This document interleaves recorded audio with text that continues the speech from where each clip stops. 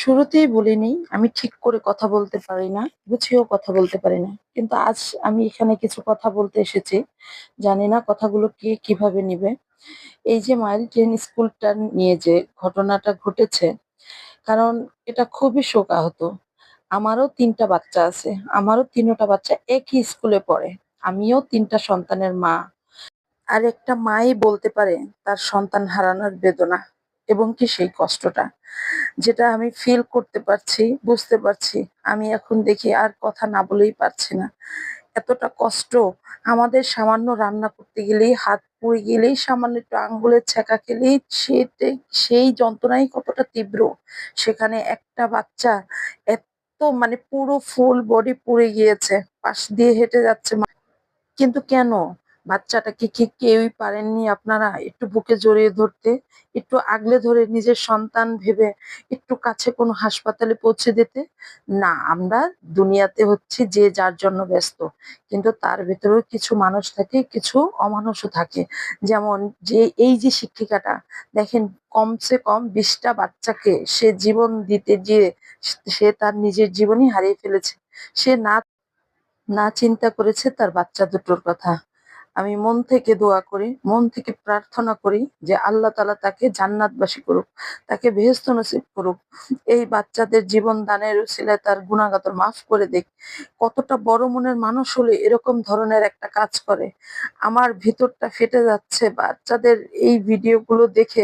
আমি যদিও কাছ থেকে যেতে পারিনি, দেখতে পারিনি, কিন্তু এই দূর থেকে ওদের দেখে আমার বুকটা ফেটে যাচ্ছে যে আমরা সামান্য একটু পোড়া লাগলে আমাদের কলিজাটা বের হয়ে যায়।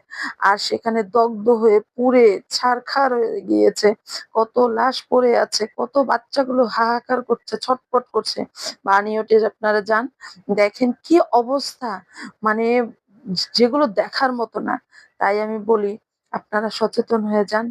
আর এরকম কখনো কোনো মানুষের বিপদ দেখলে ঝাঁপিয়ে পড়েন। নিঃস্বার্থতা দেখে অন্যের জন্য উপকারের জন্য এগিয়ে আসেন। যেটা আমাদের এই শিক্ষিকা আমাদের দেখিয়ে গিয়েছে, শিখিয়ে দিয়েছে যে নিজ জিনিস বলতে কিছুই নেই। কতটা বড় মনের মানুষ হলে এরকম একটা কাজ করতে পারে।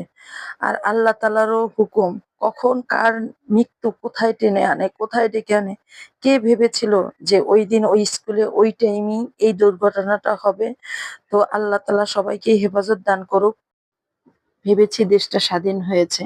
আমি বুঝতে পারছি না আজও কি দেশটা স্বাধীন হয়েছে? দেশটা আসলে কার? আপনার? আমার? না অন্য কারো? আজও বুঝতে পারছি না। একদিকে উম একদিকে বাচ্চারা আগুনে দগ্ধ হয়ে পুড়ছে, আগুন লেগেছে। আরেকদিকে মিছিল, হ মানে কি বলবো হট্টগোল, মারামারি, স্টুডেন্টদের দৌড়াদৌড়ি। কেন? দেশটা কি একটু শান্তিময় হতে পারে না? ভেবেছিলাম দেশটা স্বাধীন হয়েছে।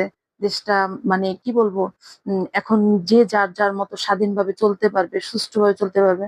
মনে হচ্ছে না।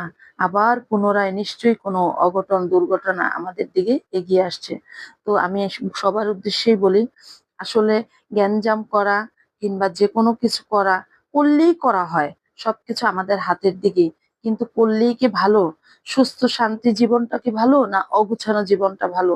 একবার ভেবে দেখলেই আমরা নিজেরা নিজেকে শুধরাতে পারি। তাই আমি বলি, না কোনো মারামারি, না কোনো মিছিল, না কোনো হট্টগোল, না কোনো এরকম ধ্বংসাবেশ। আমরা চাই সুস্থ জীবন, শান্তিময় জীবন। বাঁচবই কদিন। এই দুনিয়াটাই কদিনের জন্য, দুদিনের জন্য। যতদিন বাঁচবো সুষ্ঠুভাবে সুন্দরভাবে বাঁচবো, আল্লাহকে ডেকে বাঁচবো, আল্লাহর নেয়ামত নিয়ে শুকরিয়া আদায় করে বাঁচবো। তাই আমি সবাইকে উদ্দেশ্য করে বলি, আপনারা যে যেখানে আছেন যতটুক পারবেন গ্যাঞ্জাম থেকে মুক্ত থাকুন, বিপদ-আপদ থেকে দূরে থাকুন এবং কি মানুষের বিপদ-আপদ দেখলে ঝাঁপিয়ে পড়ুন। তাদের উপকার, হ্যাঁ, আমরা টাকা দিয়ে না পারি, হাত দিয়ে করব। হাত দিয়ে না পারি, জ্ঞান দিয়ে, বুদ্ধি দিয়ে যেভাবে পারি মানুষের উপকার সাহায্য করব। আমি এও দেখলাম একটা মানুষ এতটাই আগুনে দগ্ধ হয়ে পুড়ে গিয়েছে, একটি মেয়ে একটা প্রাইভেট কারকে ডাকছে কিন্তু সে প্রাইভেট কারটাও থামালো না। সে তার মতো সে চলে গেল। এটাই কি মানবতা? এটাই কি মানুষ? না এটাই কি কোনো মনুষ্যত্ব? তো যাই হোক, একজনের হাত যদি উপকারে না এগিয়ে আসে, আল্লাহ তাআলা আরেকজনের হাত অবশ্যই এগিয়ে দেয়। কিন্তু যে ব্যক্তিটা এগিয়ে দেয় না, তার বিচারটা ঠিক আল্লাহই করে নেয়।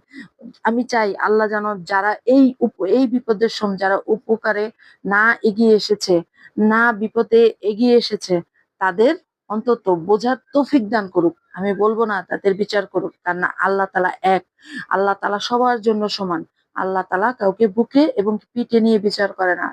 সে এক, তার কোনো অধিক নেই। সে তার মতোই সে বিচার করে। তো আমি সব বাচ্চাদের জন্য, যে বাচ্চাগুলো আজ মারা গিয়েছে তাদের জন্য দোয়া করছি। আল্লাহ তাআলা তাদের যেন জান্নাতবাসী করুক, বেহেশত নসিব করুক। আর যারা হাসপাতালে আছে, যে ছোট, ছোট ক্ষুদে বাচ্চারা আছে, তাদের জানটা শীতল করে দেক, আসান করে দেক। তাদের সুস্থতা কামনা করি। তারা তাদের মায়ের বুকে ফিরে যাক। আল্লাহ আমাদের সকলের দোয়া কবুল করে নিক। আজকের মতো এ পর্যন্তই। সবাই ভালো থাকবেন, সুস্থ থাকবেন। আল্লাহ হাফেজ।